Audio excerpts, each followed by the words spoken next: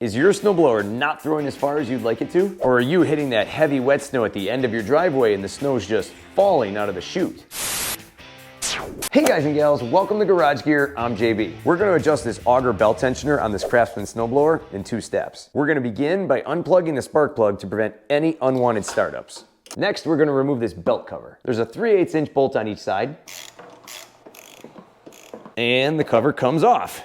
There we go. So here's what we're looking at. This is our drive belt right here. We're not going to be concerned with that one right now. This is our auger belt. This is the one we're concerned with. And this pulley right here is our auger belt tensioner. You can see that when I press down on the auger lever, the tensioner pushes in and applies tension to the auger belt. This engages the augers up front and gets them spinning. This belt here has a lot of slack. Even with the belt engaged like it is right now, I can still apply some pressure and flex this belt a little bit. Now you can see that this pulley is all the way toward me. It does have one more notch to allow the bolt to move forward, which would apply more tension to this auger belt. And to help tighten up this video with the YouTube algorithm, would you mind hitting that like button? Thank you. The stupid thing is that this bolt should have a slot here to slide on, but it doesn't. Just one other hole to move it forward and increase the tension. Another stupid thing here is that this bolt is difficult to remove because this impeller housing is in the way. It's clearly evident that the engineers of this thing didn't talk to a single mechanic. So we're just gonna fight it. We're gonna bend it a little bit and try to pull the bolt out and then slide it into the new slot. Now you might be thinking to increase the space for this bolt that we could separate this unit in 2 halves by removing these bolts here. Problem with that is this panel here moves with this impeller housing. So you're not gonna be getting any extra space. So we're just gonna fight it. So we have a 9/16 wrench on this side of the bolt and a 9/16 socket on this side. Let's loosen her up. There we go. Now I'm gonna end up taking this pulley all the way off. The nut is now off. We're gonna slide off our pulley. I'm gonna push in the belt and off it comes. Now here is our troublesome bolt. I found that if you push this panel over with your thumbs, you can then just slide the bolt right out. You can now see a better visual of the 2 holes that we have to put that bolt into. From here, I'm gonna press that panel in just like I did earlier with my thumbs and slide that bolt into the second hole over.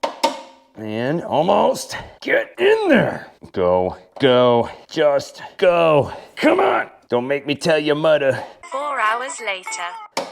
There it is. We got it. Perfect. Just need a little muscle. Now we're gonna pop our pulley back on and we're gonna put it back on the exact same way it came off. You wanna make sure that when you slide the pulley on, the belt goes around on the inside of the pulley. Perfect. Then we're gonna move to this side and we're gonna put on our nut and then simply just crank it back down.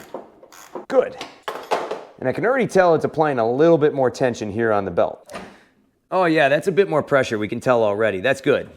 Okay, now before I go ahead and put that cover back on, let's get into step 2. This is your auger handle, and this is your auger cable. This cable runs down here through this little pulley, across the top of the transmission housing, then connects to this tensioner with this spring right here. This cable here should have very little slack, but should not be tight. As I pull down here on this lever to about this point and lower, I can feel the stress here on this lever from this cable. What I'm gonna do is come down here to this pulley bracket and adjust it up or down to relieve a little bit of tension here on this cable. I don't want this cable breaking while I'm using it. We have 2 3/8 inch bolts, and all you gotta do is just lightly loosen them up. We'll just go 1. I'm just gonna loosen them up just a little. Now, if there's too much stress on your cable, you wanna loosen it up, and you're just gonna bring it up just a little bit. If you wanna create more tension on the cable, you're gonna push this bracket down and then tighten them up. I'm gonna loosen this baby up just a little bit more. Bring it up just a little bit. It didn't need much, and then we're gonna tighten it back down. Good. Yep, right about there I could feel the tension, and it's not so stressful on that cable right there. That's good. You might have to do this cable adjustment a couple of times to get it just right. And we took less tension out of the cable and got it right into that sweet spot. This lever should go all the way down, but not to the point where it's stressful for you to force it down and put all that added stress on that cable. The pressure feels just right in the middle. We're gonna reinstall the belt cover. Perfect. And we're gonna tighten it back down. And this side, reconnect your spark plug. There we go. We're good to go. The auger belt is now tighter, and this will allow the machine to throw farther. At this point, it's a good idea to give your machine a test run to ensure that everything is in proper working order. Now here are some tips and tricks to help you out with this procedure. First, these procedures will carry over to most similar 2-stage snowblowers. What about my Cub Cadet? It's Cub Cadet, and yes, you'll find some similarities when doing this procedure. Be sure to consult instructions in your owner's manual to your specific model. The manual for this Craftsman is a little vague on this entire procedure. In fact, all it says is auger control. New belts. If I were to install new belts on this Craftsman, I would set the tensioner back to its original setting. This will help put the correct amount of tension on the new belt and allow it to break in normally. A new auger belt with full tension on it could be bad for your cables and many other components of your snowblower. Now, before doing this entire procedure, I could actually hear the belt flopping around underneath that belt cover. It was floppier than a 90s computer disk.